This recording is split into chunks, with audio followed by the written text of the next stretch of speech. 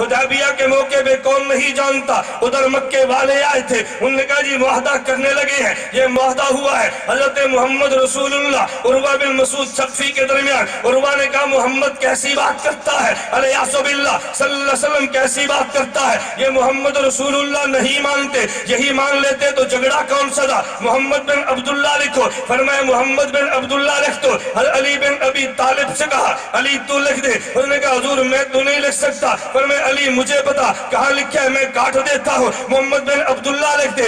علی نہیں چاہتے تھے فیصلہ تب بھی مانا ہے، نہ چاہے فیصلہ تب بھی ماننا ہے۔ محمد رسول اللہ کو کاٹ کے محمد بن عبداللہ لکھنا کتنا مشکل کام تھا، لیکن مانا ہے۔ میرے پیغمبر نے یوں کہا تھا ارے واپس جانا ہے۔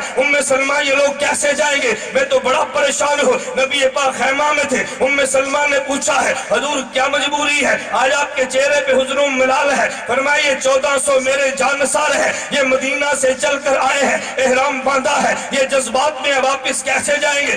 سلمہ رضی اللہ عنہا المومنین ہے، عجیب تدبیر عرض کی ہے کہ یا رسول اللہ ان کو کہنے کی ضرورت نہیں ہے، آپ باہر نکلے حلق کروا دے، یہ خود بہت احرام کھول دیں گے، یہ تم پہ جان دینے والے ہیں۔ صحابہ جذبات میں تھے، پیغمبر کے فرمانے پہ جذبات قربان کر دیے ہیں۔ ارے کارکن کا نام اپنے فیصلے قیادت کو دینا نہیں ہے، قیادت کے فیصلے ماننا ہے۔ آج میں اور آپ بھی یہ طے کریں جو فیصلہ قیادت کرے گی ہم اس کو ضرور مانتے جائیں گے، کہ ان کو ساتھ ملانا ہے، کہ ان کو الگ کرنا ہے، یہ ان کا کام ہے، یہ میرا اور آپ کا کام نہیں ہے۔